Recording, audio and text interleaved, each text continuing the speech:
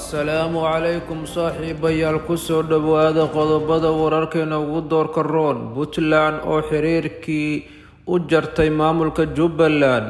Wasiirka maaliyadda ee Bayle oo diiday inuu hortago xeer ilaalinta qaranka. Iyo murashaxa tartamaya Raila Odinga oo ballanqaad waaweyn u sameeyay Soomaalida ku dhaqan Kenya.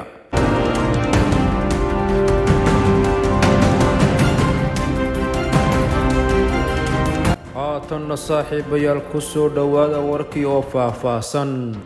kadib khilaafiyo waaweyn oo dhex aloolnaa maamulada Jubbaland iyo Puntland siiba madaxweynaha Puntland Saciid Cabdullaahi Deni iyo Axmed Madoobe oo ku aadan in Saciid Cabdullaahi Deni uu ka tabanayo khiyaano uu kula kacay saaxiibkiisa weyn Axmed Islaan Axmed Madoobe.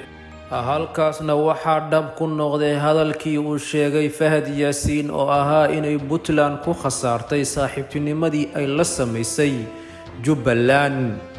Axmed Madoobe ayaa u muuqda mid ka caqli badiyay isticmaalayna Saciid Cabdullaahi Deni halka Deni uu asagu damacsanaa inuu isticmaalo una adeegsado Axmed Madoobe siduu ku gaari lahaa kursiga ugu sarreeya ee dalka. laakiin khibradda Axmed Madoobe oo ah nin muddo badan ku jiray siyaasadda Soomaaliya ayaa hankii Saciid Cabdullaahi Deni dhinac kale u rogtay. Axmed Madoobe ayaa ku faa'iiday isbahaysigii ay sameeyeen maamulka Puntland iyo Jubbaland halkaasoo sida la filayay la rabay inuu ku faa'iido Saciid Cabdullaahi Deni.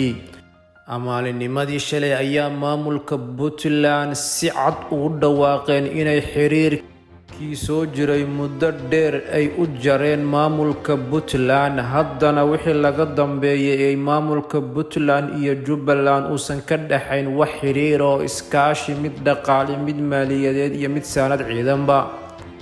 Puntland ayaa lagu xasuustaa inay ahayd maamulkii dhisay maamulka Jubbaland halkaasuu madaxweynihii hore Cabdiraxmaan Faroole uu ku taageeray ciidamo badan si ay iskaga dhiciyaan maamulkii Barre Hiiraale.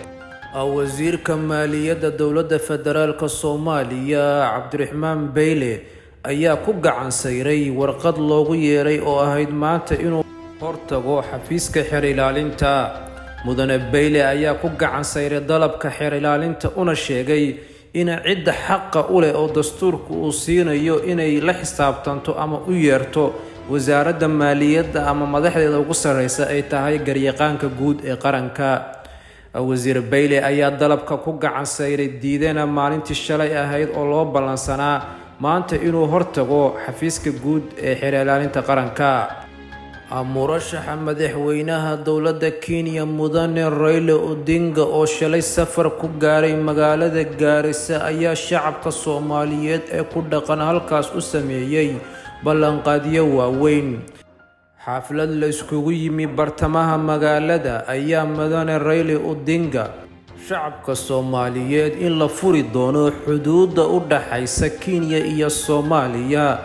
mudane Raila Odinga ayaa ku qaaday weerar Ruto sheegayna inuu Ruto damacsan yahay inuu dhiso derbi weyn oo kala xira Soomaaliya iyo Kenya taasina ay tahay xadgudub lagu sameynayo shacabka Soomaaliyeed ee ku dhaqan Gaarisa.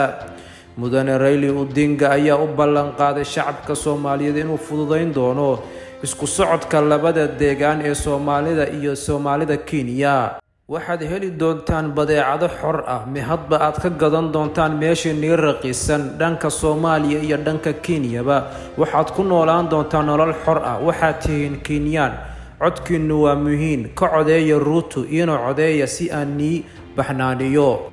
waxaan ahay qof jecel Soomaalida lana soo shaqeeyay Soomaalida.